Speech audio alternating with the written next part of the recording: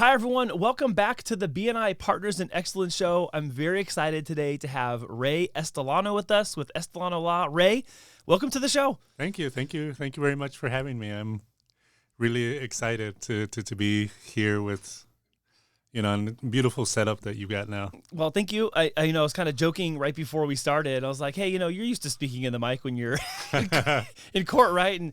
And Ray very delicately told me, no, I was trained to speak up and enunciate so you wouldn't have to use the mic. I was like, whoa, okay.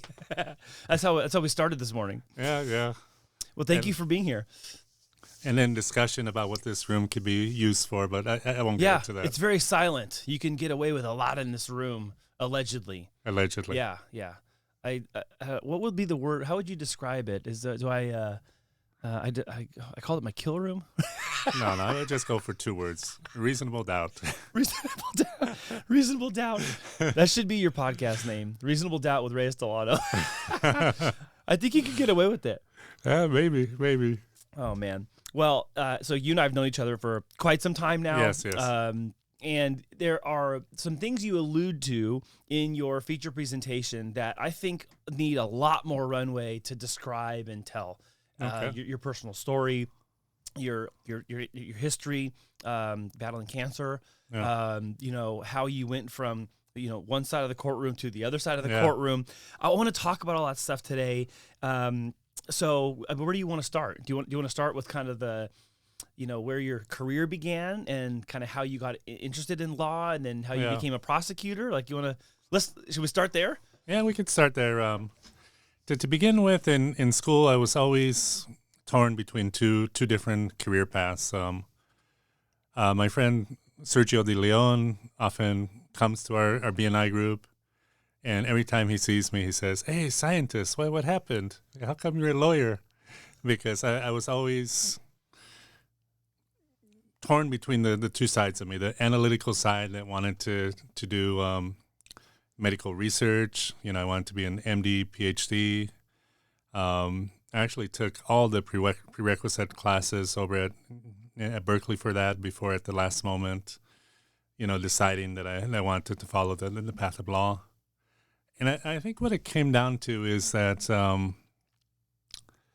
as much as I like to think that I'm an intellectual, can sit there and talk about ideas, in reality, I'm more guided by, by my passions, like the ability to go to court, represent someone, and speak for him in a way that he's not able to speak for himself. It's kind of that advocacy that I fell in love with when I was at Berkeley. In Berkeley, I was one of those student activists, always arguing for some cause or other. Probably a lot more liberal than I am today, but it was what Churchill says: anyone that's not liberal when he's a young man has no heart, and anyone that's not conservative when he's older has no brain. Well, I don't completely have a brain. I'm still pretty liberal moderate, but my grandpa would say that I'm getting there. As the years go on, you're getting closer and closer to the quote. Yeah. So, I want to. You talk about this every once in a while when you're doing your presentations about how you saw one side of the law, and now you're kind of on the other side of the law. Now, for those who may not know, let's clarify kind of, okay, Ray does law. Okay, well, what kind of law are you practicing right now? And then let's talk about how that kind of interweaves with the prosecutorial side at one point in your life, and then now on the defense side. Okay. So into the BNI group, I'm a family law attorney, but I'm also a defense attorney, and that's the side that initially I thought I would never do. I left law school and I was a prosecutor, worked for two DA's offices, and sometimes I think I could have gone the rest of my life as a prosecutor. I don't know if I should share this, but I will anyway. Before I went to the DA's office, I had a really good friend, still a very good friend of mine in law enforcement, and he took me to lunch and he said, if you ever tell this to anyone, I'm going to deny it, so don't ever tell it to anyone. And so I retold this story maybe hundreds of times. Just the first time I retold it on the web. And he said, Ray, I just want you to know something. Police officers are human beings like anyone else. Some police officers lie. And I looked at him. I'm like, okay, come on. They're held to a higher standard. This is, it's very idealistic. And when I worked as a prosecutor, I got to know very many good police officers, but I also got to know some that I thought would edge their testimony. One of the trials that I lost as a young prosecutor was due to a situation like that. And so as time went on and I started to think about where I was going to go with my career, I no longer could see things as black and white. It was no longer, I'm the good guy. Those are the bad guys, and we're going to put them away as long as is just. It's more, life is complicated, and I would see cases where there were very good defense attorneys and people would get less time, and defense attorneys that were not as talented, and you'd see people that would end up with sentences that I thought were excessive. Oh, wow. And so when it came down to it, my boss when I was a prosecutor, it was a small office in Imperial County, and he always wanted us to follow our conscience. He would tell me, if you ever feel like there's a reasonable doubt in the case, I don't care if you're in closing arguments in the trial, you dismiss that case. Oh, really? Yeah. And I mean, that's supposed to be the ethic of the prosecutor. But I guess I'm kind of reacting like I'm surprised, but I guess I've never heard that. Yeah. I don't spend a lot of time in that space, of course, but I've never heard that. I guess I shouldn't be surprised by that, though, right? I mean, like you're saying, that's kind of the ethic of the of that side. But I mean, is that just true in your jurisdiction at that time, or is that kind of true through is that course through all of prosecution in general? Well, it's supposed to. Allegedly, allegedly, at least in the trainings that they gave us, they talked about that ethic. In practice, I think maybe not so much. Mm. And so when I decided to go into private practice, I was comfortable and remained comfortable in defending people because, I see my role as not so much getting someone off, but keeping the system honest. Mm. If the prosecution, and as prosecution I include the officers, if they do what they're supposed to do step by step, mm-hmm. Then it makes it very hard for me to change things.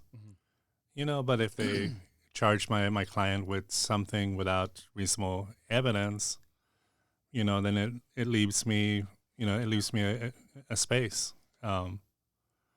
And so I deeply believe in the defense side of things, but even there's life is great. There's cases where, I'll get my client not guilty, and I think to myself, okay, am I going to see this name in the news later? Am I indirectly responsible for the future offenses? Wow. Yeah, and I mean, nothing is. I guess I could go back to sewing jackets for my parents. Well, okay, wait, hold on. So let's unpack this a little bit, because I'm listening to you say all these things, and you're describing how when you're a prosecutor, you can see a great defense attorney have their client gets less time on a verdict. And then you have someone who maybe is not as talented, who their client just doesn't have either enough money or just got the wrong person, and then they have like a longer sentence. Is that same kind of subset of like variety of talent, does that exist on the prosecutorial side too? Where, there's some going to be really, really hard and just be really good because they're just so devoted to one side of it. And then some that are going to be a little bit more open and to the ethic of, hey, listen, if you have to, dismiss this, you need to dismiss it. I mean, is there a wider variety of talent on one side of the courtroom than the other?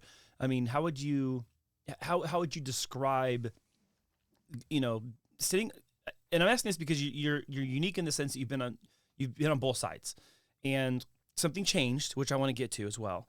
But how would you describe the variety? I understand the variety on the defense side. Yeah. What's behind the variety on the prosecution side?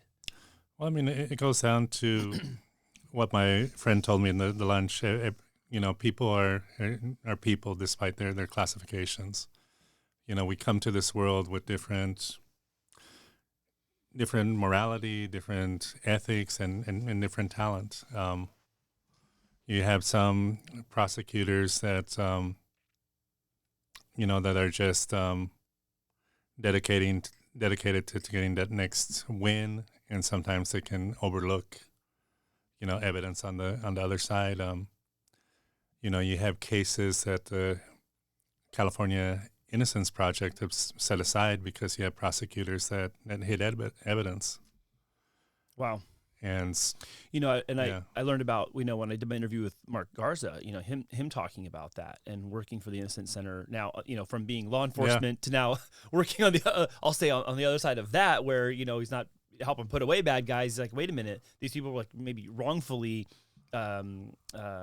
convicted, and in some cases for decades. Yeah. And when I hear that, I think like, okay, I'm 45. If I spent 20 years of my life locked up wrongfully, like I don't know, I can't wrap my head around what would you even do?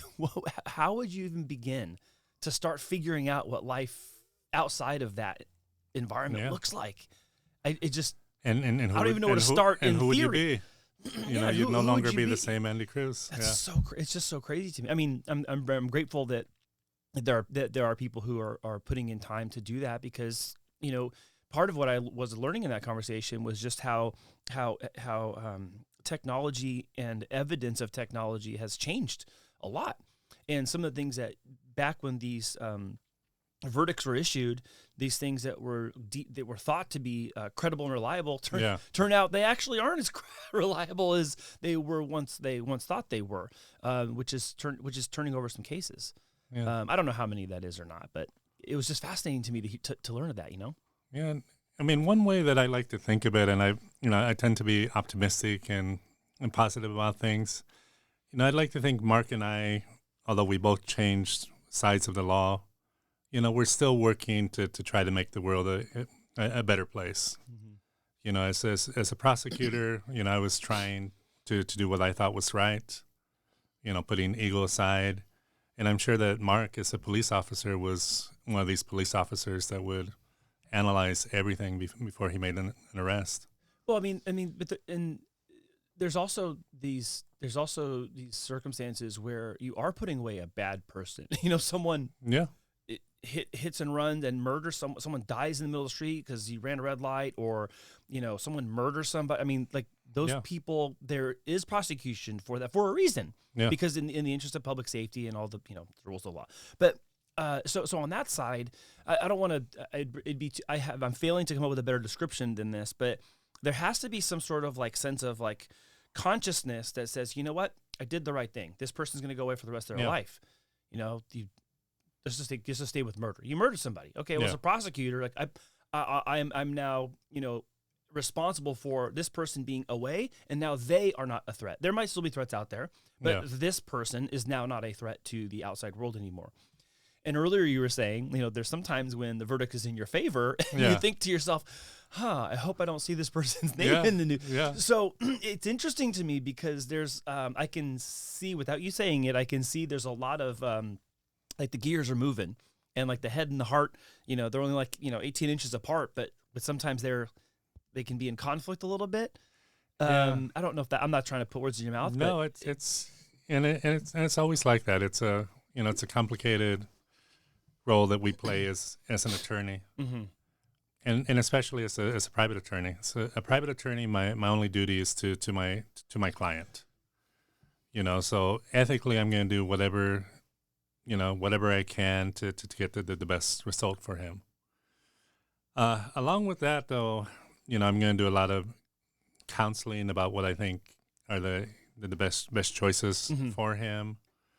Going over to family law cases.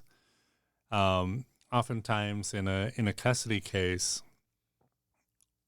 I'll talk to my client about what he feels is best for his child, and sometimes to get to that point, he's got to put aside the resentment towards this person that he thought he was going to spend the rest of his life with. Mm. And so I think the counselor part of being an attorney is kind of nice.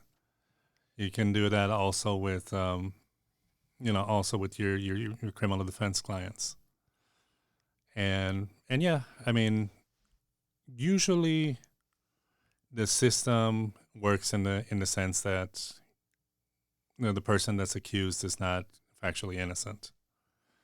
Where the defense attorney comes in is in making sure that this is proven beyond a reasonable doubt, and also making sure that the punishment is appropriate. Mm-hmm. Yeah. Well, I know you made the transition and the pivot from being a prosecutor to a defense attorney. I want to give some time to talk about that, and what changed that made you kind of step back and say, you know what, I'm going to move to the other side. Tell us about that. For those who don't know, why don't you share a little bit about that? Well, I had the best job I've ever had in my life. I was a deputy DA for the Imperial County DA's office. I was enjoying it, but I was also commuting from our house in Bonita. My wife had bad experiences every time that we went over to Imperial County. I'd take her to the rodeo. She would get heat stroke.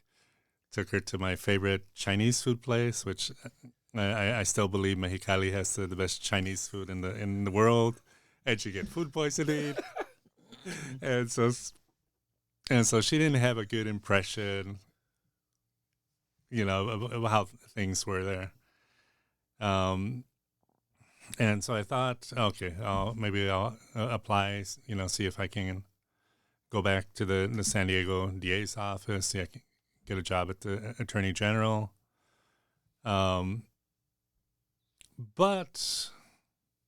I had a number of friends that were on the defense side.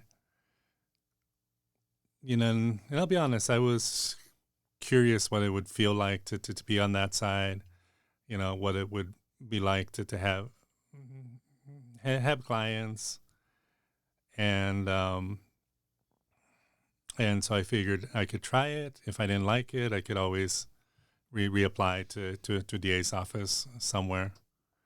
But it was, I tried it, and it was it was great. I enjoyed it from the first moment. Looking back now, can you say that, one has been more gratifying than the other? Or would you say that in their own right, each season was really gratifying in its own separate way? I think each is gratifying in its own separate way. That said, if Maria had liked Imperial County, I'd still be in Imperial County. I'd still be a DA over there. Great legal community, great office. I don't mind. For 5 months of the year, it's hell central, as they say. I was going to say, it's like 120 degrees out there, but okay. and I was to the point where I could say, it's not too bad today. It's not 107, 105. It's only 105. Wow, what a cool day. How do you wear suits in 105, man? You just do it, right? It's optional over there. Oh, no kidding. I would always wear my suit, but it's optional. Oh, okay. Well, see, there you go. You're telling me it's optional, like you did something different. You didn't do you still wore your tie. I wore my suit, wore my tie. I'm imagining you like walking in with like an open shirt and like slacks shorts. That probably didn't exist, huh? So I want to make sure also that part of what we talk about is before I go there, you have the I don't want to use the word displeasure, but maybe if you can replace that word, Ray, go ahead. But people nowadays, they kind of meet you at one of their lowest points or their lowest point. Yeah. Either on the criminal side or on the family law side, where like everything's falling apart, and then they find themselves there. I know your voice and your input only goes so far because people are going to either let your advice seep in and be part of what they do moving forward, or it's not, right? Yeah. What are some of the things you find yourself most consistently telling people, counseling them on, giving them advice about? Is it the strategy? Is it their emotional state while they're making decisions? Is it I don't know. I'm just kind of tossing out some ideas here that they could be.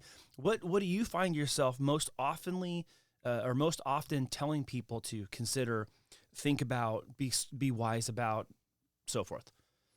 To be honest, it is the strategy, but a lot goes into that. They'll come in, beginning of the case, and they're in the worst place in their life.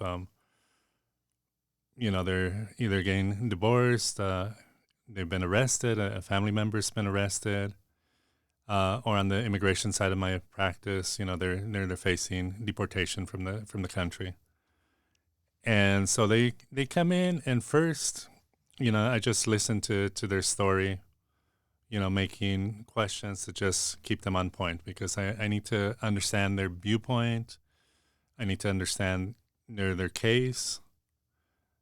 And then I start to explain what I can do for them. And that's where I fit it into the strategy. If it's a divorce, number one thing in their mind is going to be the infidelity. In California, it doesn't matter.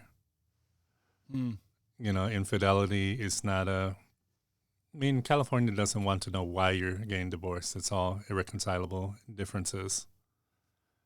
Well, if it's not legal incapacity, but that's right. But it all kind of falls underneath that umbrella of irreconcilable differences. Yeah, 99% falls under that.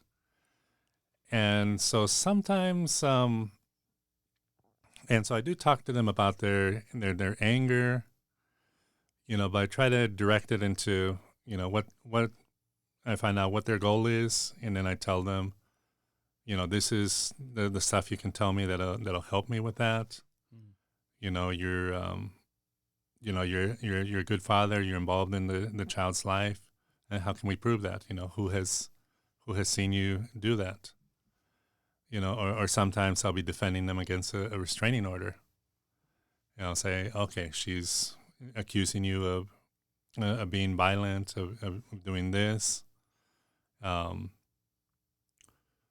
then let's say, assuming that's true, what else would have to be true? And then I look at that to try to poke holes in the argument. One easy one was in the restraining order. My client was accused of chasing after her while she was in the car and slamming his fist into the car door. And so he came, right after receiving the restraining order. I'm like, all right, let's see your hands. Oh, wow. As beautiful as mine.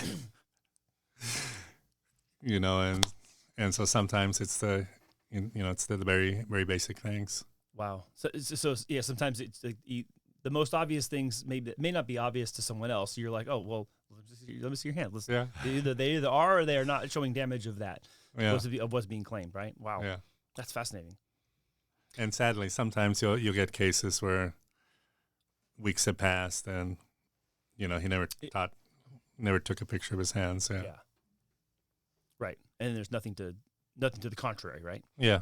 But you can almost always find something. And that's where I find having been a prosecutor helps me, because I can think of, I'm good at putting myself in the other side's shoes. Mm-hmm. All right. And then I extend it. I say, if all of these facts are true, what would have to be true? If my client really did this, would she have lunch with him afterwards? Would she send him these texts? Would all of these texts that she sent him mention something about the assault? And you kind of work on things like that. And many times the client has good ideas, because it's his life. He's thought about it. And so I think a large part of, getting back to the quasi-intellectual side of me, is being humble enough to know that all the answers aren't mine. Mm-hmm. Mm. If the other side it's got a something that I can't attack well, I'll reach out to my colleagues. Alex and I always, run things by each other. I can imagine that. Yeah. Yeah. You good sounding board for one another, right? Yeah. So I wanted to ask you that question, kind of about when you meet people in kind of their most lowest point or their most difficult point. And, all the different times I've done one-to-ones with you, or I've watched you speak in our networking group, you make reference and you kind of share snippets of the old Ray and the new Ray, I'm going to say, because there's this part of you that, describes yourself as having been very hot-headed, very loud, and like quick-tempered. Yeah. And then something changed in your life, and then now your pace is kind of, I don't want to say the exact opposite, but much more intentional, slow, and I don't know that I've ever seen you angry once in all of these years. So you say these things to people like me about how Ray used to be hot-headed and this, that. I'm like, I don't know. Doesn't even match up with, with what I see. So talk about that a little bit more, because I know there's there's a personal side of this that helped pivot everything into that. It was, and I don't know where it came from, but growing up, I always had a kind of a chip on my shoulder. I would look at someone and I'd feel the need to prove that I was smarter than them. I don't know if it's growing up with all these older brothers. Not sure what it was, but I was known in my family as the guy that kind of had the temper. Sort of embarrassing, but because younger I was very much a goody two shoes.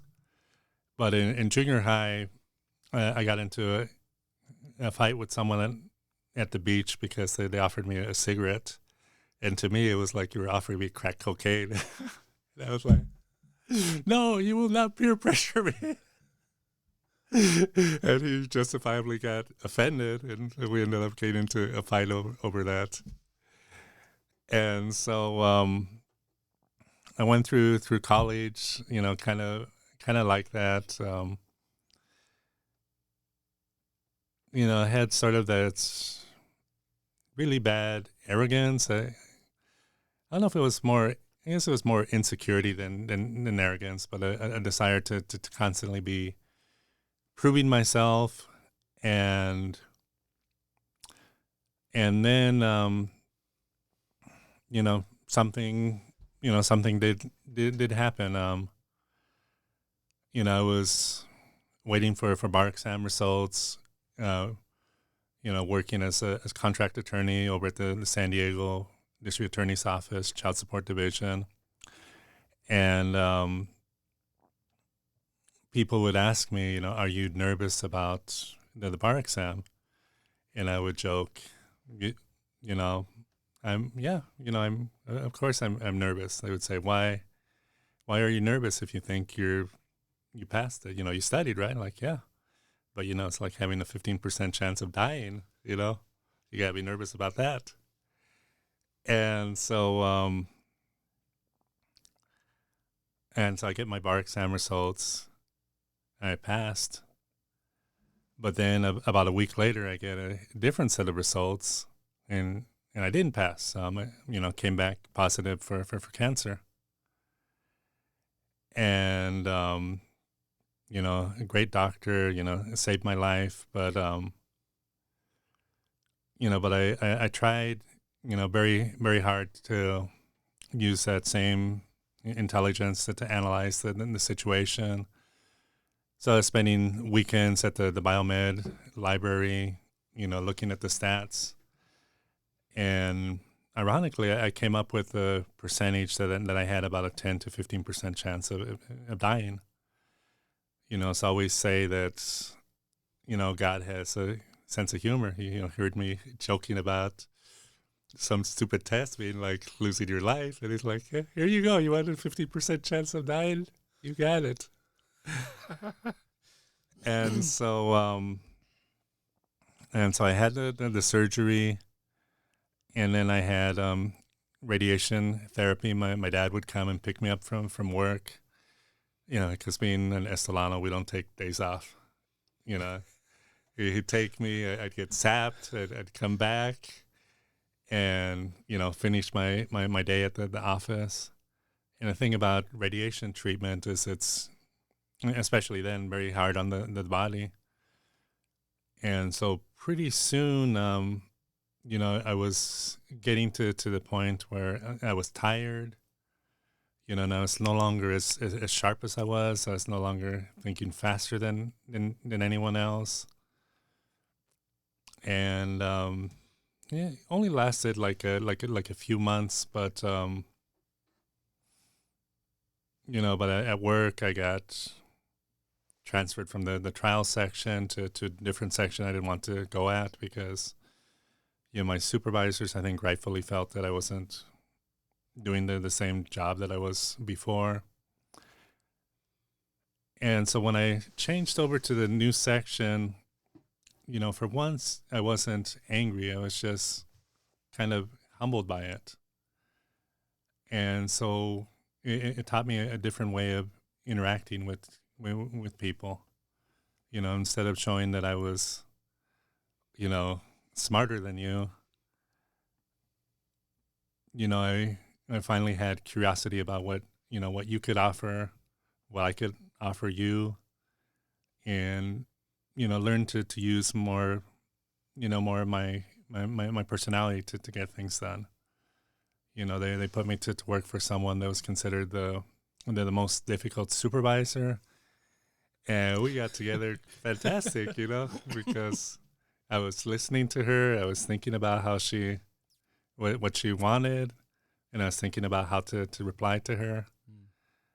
And it's, I don't know, especially now that I'm in my 50s, I think I'll never be as smart as I thought I was in my 20s, but... Yeah, I mean, I know some of that comes with age, and some of that comes with just the optimism about the career pursuit and the professional pursuit, and then out of left field something can happen, and you have to step back and go, wait a minute. I thought in this point I saw the whole perspective on life. I see now that I don't see the whole perspective on life, and it does change things. Yeah. And and the reason I wanted you to share that is because all of us that have only known you on this side of Ray. We don't know this old Ray. Yeah. And you see, when you talk about how, and you didn't say this word, you didn't say like you lost your edge or your like tenacity at all, but but you're also saying that it's kind of the thing that like kind of toned you down from, again, I'm trying to think of a word to stop short of saying you being the aggressor, but there's a level of aggressiveness that comes with that, competitiveness that comes with that. I know you didn't say this, but I know there was a part of your history over here in the timeline that you were boxing, right? Yeah. So when you've hit some people in the ring and out of the ring, and and you've taken some hits too. Yeah. And there's a quality that comes with that. Like you don't just regular people don't choose, I'm going to go and try to hit that guy. I'm going to let them hit me. They can have one if I get 3. Like, that's not normal. Let's be honest, right? No. That's not normal in jiu-jitsu. It's not normal in, cage fighting, MMA. Like, it's just, there's something. Something wrong with the subset of, I'll say me, very, very, very limited, including in that, but not to the degree that other people do. So I wanted you to be able to talk about that because I think some of it, and I don't know how much of this is like a young man thing and old man thing, but things change. Yeah. As we age.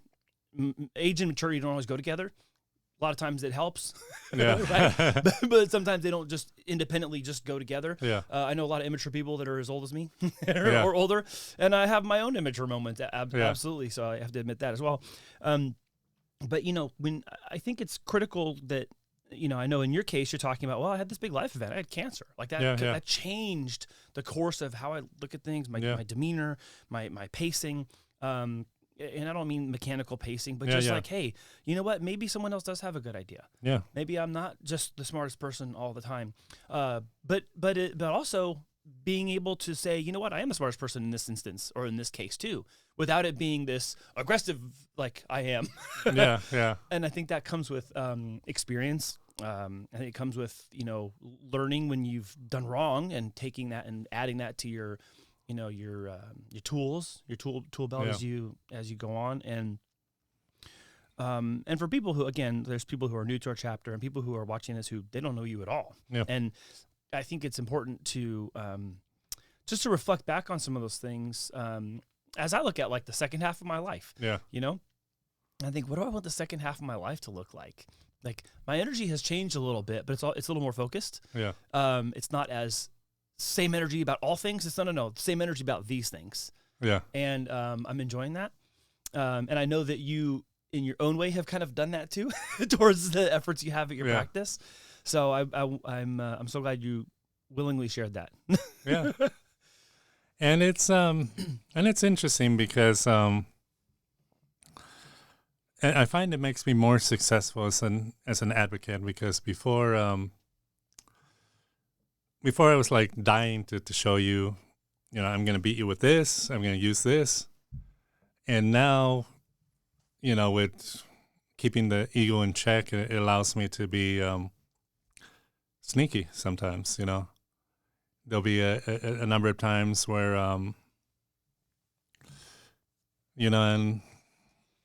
and this is where I miss my father, because I always used to, he's the one I used to share these stories with.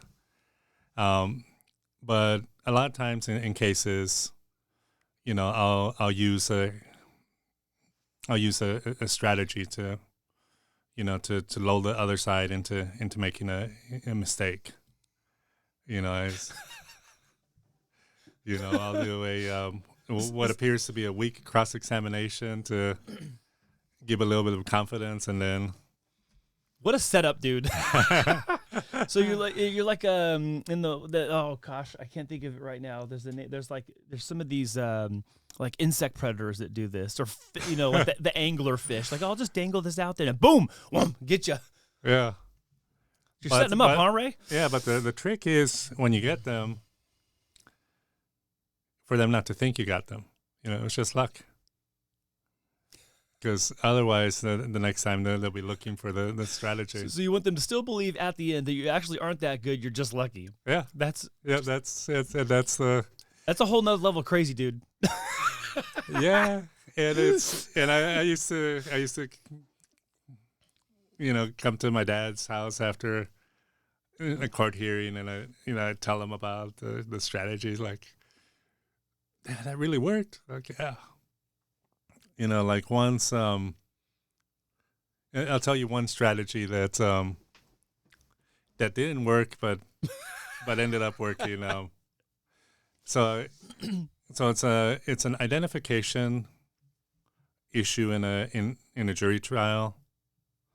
No, actually in a preliminary hearing, which is a hearing before the trial. And we've got the witness, and I want the witness to not identify my client, but perhaps to identify me. And so I used this old trick. It didn't work, by the way, but the trick is my client dresses in a really sharp suit, and I dress in a suit that barely fits me, hoping that she'll pick me. And what actually happened is the officer testified right before her, and for whatever crazy reason, after his testimony, he went to sit in the jury box. And he's an officer, so the court didn't tell him anything. If my witness went and sat there, they would kick him out. But he's sitting there, and he's in plain clothes, and she's getting ready to identify the person that allegedly assaulted her. And as she's doing it, I let my eyes drift towards the officer, nod my head at him, and she picks him. No way. What? Yeah. And it was just like a flash of inspiration. I was like, okay, he actually looks more like a defendant right now. So wait a minute. You just started this story by saying it didn't work, and then you said it did. Wait, what am I missing? My plan what do you mean was, it didn't work? Well, I wanted her to identify me as the... Oh, got it. I'm like, well, she identified the wrong person. Yeah. It sounds like it worked. Okay, got it. It worked, but not the way I planned it. Not exactly to the T. Okay. Yeah. And so... Oh, my gosh. and so, yeah, in most of your interviews, you ask, who you would want to have lunch with again. And, for me... Well, I'm coming to that. All right, But say it. Go ahead and say it now. Yeah, I still have other questions. but for me, it's my dad, because he was it's been a few years now that he passed away. A couple days ago was one of his 2 official birthdays. Yeah. Because an immigration made a mistake on his birthday. And so he claimed the new birthday as well as his actual birthday. You still celebrate your dad twice every year? Yeah. I bet he loved that. Yeah. He got a kick out of it, and a lot of my sense of humor probably comes from my father. I don't think he was necessarily that funny to people besides myself and my brothers, but he always, was always doing something that was like, for instance, our last name is Estolano. I did the research. It was the first name, and comes from Spain. But my dad would have different stories for the Estolano name. He'd be like, no, we were the Estonaki from Greece, but then when we came over to Ellis Island, they changed it to Estolano. We're like, Dad, wouldn't they change it to Smith or something?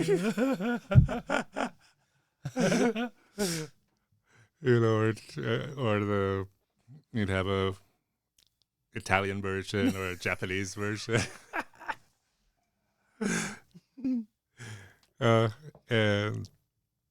And yeah, I miss talking to him, because he had he would enjoy my stories. Always had something, always had some wisdom to share. And he was a person that like later in life, people that didn't know him, would see him in a different way. He really only opened up to family members.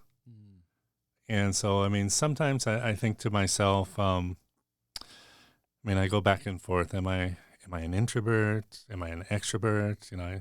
I like books. I can speak in public without any problems. And I think I've got a little bit of both, but the introverted side comes from my parents. They have a way of just focusing on the people around them, which I think is super valuable. Yeah. So, I know we didn't yet talk about like some of your upbringing and all that, but, you talking about your father, it sounds like over the course of all those years of being together, you were able to really forge a really tight relationship with him. Yeah. I think that's awesome. Yeah. I also know, from my own circle of experiences that where that is absent, man, the problems just start running rampant. And I'm not trying to conflate, I'm not trying to mix in other issues societally here, Ray, but, there's something to be said about fathers having quality relationship with their sons. Yeah. And I know your parents are also business owners, and I know you did your time there. Yes. I just said did your time because you're an attorney, so. Yeah. But and I know that we're not imprisoning you in the family business, but and they still have that. They still have that. The building and the company right there, right? Right off the leather.com. So. Right off the 5 freeway. For those of you who don't know, right off the 5 freeway in National City, once you take the 54 freeway, you go north on that. It's right there on the right-hand side, right there, just east of the freeway. Just south of the Palm Reader. Yeah, the Palm. That's right. Yeah, every time I drive past it, I'm like, yeah, that's Ray's family's shop right there. So I should probably go buy my next belt there, huh? Well, and I'm very very close to my mom as well. My mom is probably one of the smartest people that I know. To give you an example that embarrasses her. Here we go. When I was in high school, I was a chess player with a introvert side with a state level ranking. And I would beat everyone at chess, and then I would come and play my mom, who only played me, and she beat me. What? Okay, I didn't know you were a state-ranked chess player, number one. And number two, your mom would beat you. Yeah. It wasn't even close. Wow. Did she teach you to play chess? Yeah. That's how you learned? Okay. All right. So okay, hold on, though. Is there more to this story? Like, is she like one of these, like, silent assassin chess players that goes to the park and, like, just kind of, like, walks in and starts to beat. You've seen these videos on the internet, right? Where the person at the park chattering, talking all the trash, sits down like some like world ranked chess player and they get their butt handed to him. Was that what your mom's doing to people? No, in the last 45 years, I've only seen her play me. So at this point, have you beaten her at all? Do you beat her now, like when you play? Well, I stopped playing chess when I got to college. It was always it got boring. I discovered other things. I guess I shouldn't be surprised that you like chess. I mean, now that I'm like letting that sit for a second, I'm like, of course he likes chess. It's like got strategy all over it. Yeah. Like, making moves to bait someone in to do the other counter move. Yeah. Like you try. I mean, oh man, that makes so much sense now. I guess if I sat long enough, I might have picked that up. But I'm glad you said that. Yeah. So you haven't played. So when you were playing chess with her, you never beat her. Not even one. Only a very few times. Wow, that's amazing. Yeah. That's awesome. What else would you say is something that is like a character quality or a trait you carry with yourself now that was kind of bestowed upon you by your parents? Well, the advocating comes directly from my mom. The very first business that my parents had, Don Juan's Mexican Imports, was over in Portland, Oregon. And really? Oh. Yeah. And so my parents worked in the Valley High here in San Diego together.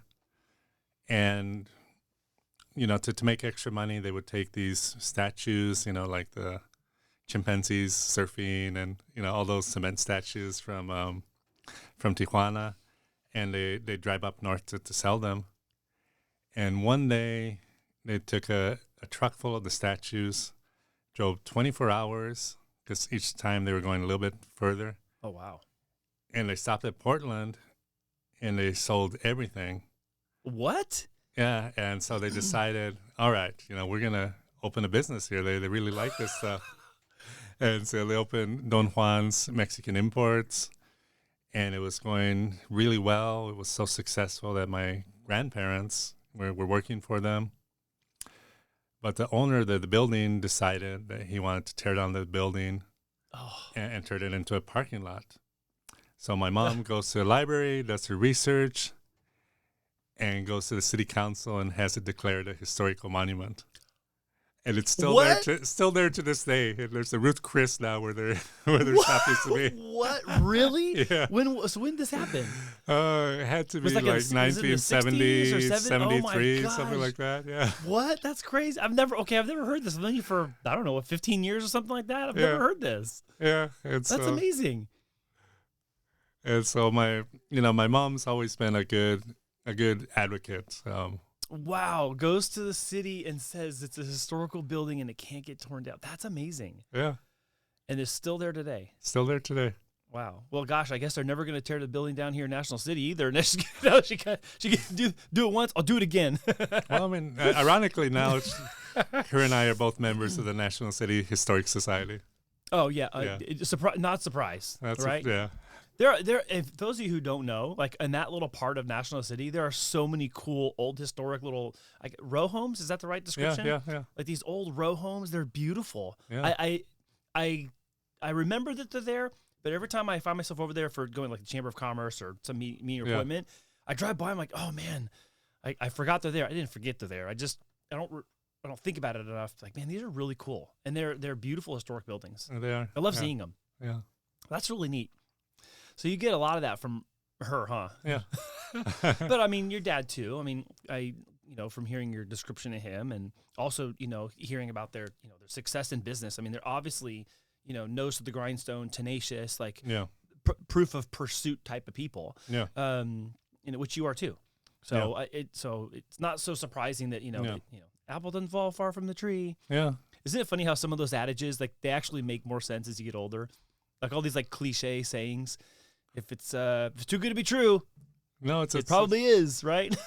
No, it's true, and I often think about like what I got from my mom, what I got from my dad, even from my brothers and my sisters, and I'm really thankful because I grew up in I'm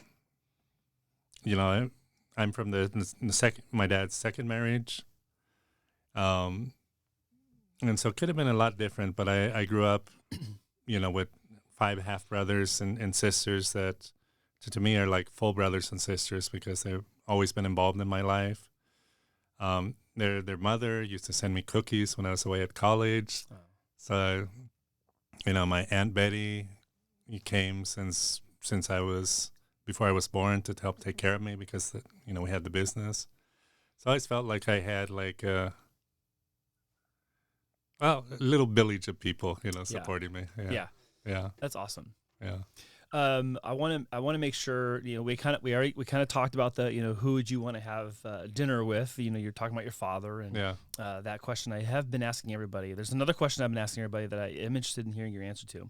And it is, if you put yourself in the middle of a stadium with 100,000 people and I hand you the microphone and go, Ray, you get to tell anyone you want, thank you. Who would you thank and what would you say? Well, it would be the same people, the family. But since I've covered that, there's 2 teachers that really changed my life. In 6th grade, I was a smart kid that no one really knew was smart because I would do just enough to get an average grade. And so, we went to Loma Elementary and I ran into Stanley King. And Stanley King, teacher that could not be a teacher today because, he would come and if I had my desk messy, he'd just throw everything off my desk. He would pick up my best friend, Frankie, by his belt loop if he forgot to put a belt on. And he would yell and scream at me, until I started getting A's. It's like, you're every bit as smart as your friend, you're just lazy. And so he would make me a public spectacle until I, lived up to being what I was capable of. And from there I got into, gifted and talented education in junior high, honors classes, etc. The second teacher that changed my life was Mrs. Hunt. So here I am. I'm a freshman in high school, playing everything, really, really safe. Got all my grades. And for some reason, I decided I'm going to take a drama class.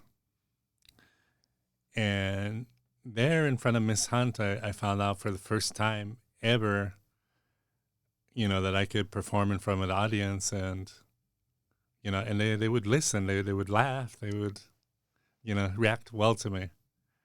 And so I only took two classes from her, but I always felt that it, opened up, a whole world. It opened up the possibility of me being an attorney, being an advocate, because before that, I was just happy with my ideas and my small circle of friends.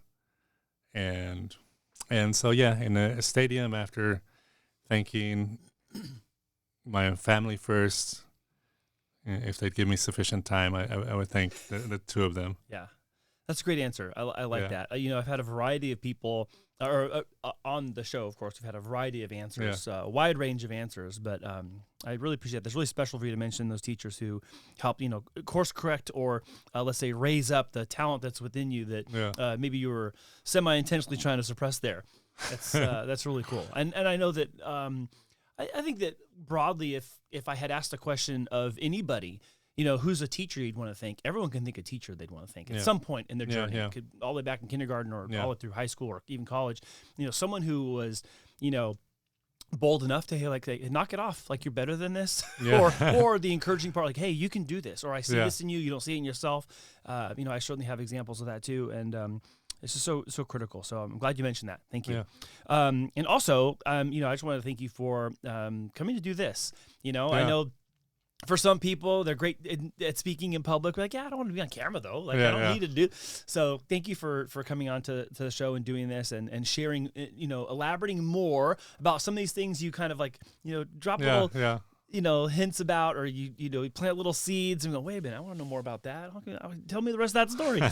So thank you for being, open and vulnerable and coming in and sharing all that. I certainly appreciate it. And I want to respect your time as well. So thank you for coming to the show, and I can't wait to have you back again, because I've been sensing with everybody, I'm like, man, there's still more. Like I do this kind of hour format, and it's like, dang, we're a couple of people have done like an hour 15. I'm like, but there's still more after that. So, I can't wait for being able to do this with member to member. And I'm on the other side of the camera, and everyone else is just, talking to each other too. So, there's going to be a version of this too, where it's not me with you guys. It's going to be members sitting around talking about stuff too. So, and maybe I'm not the right person to do it, but I think Alex probably is. There should be one where we interview you. Yeah, Miguel and Manny keep saying they want to interview. We want to interview Andy, which we'll do. We will do that before we go to the new format, because I know I need to sit in that hot seat once or twice too. But I want to thank everyone for watching the show. Ray, thank you so much for coming on today to the BNI Partners In Excellence show. If you'd like to network with Ray and myself, you'll find us both down at the Chula Vista Golf Course in Bonita every Wednesday. Open networking starts at 6:45 a.m. Meeting starts at 7. That's at the Chula Vista Golf Course, 4475 Bonita Road. You can click the link in the description box or the QR code at the end of this video to register yourself and your company for a visit at BNI Partners In Excellence. Ray, thank you so much for being on the show. I really appreciate it. Thank you all for watching, and we'll see you next week with another great guest.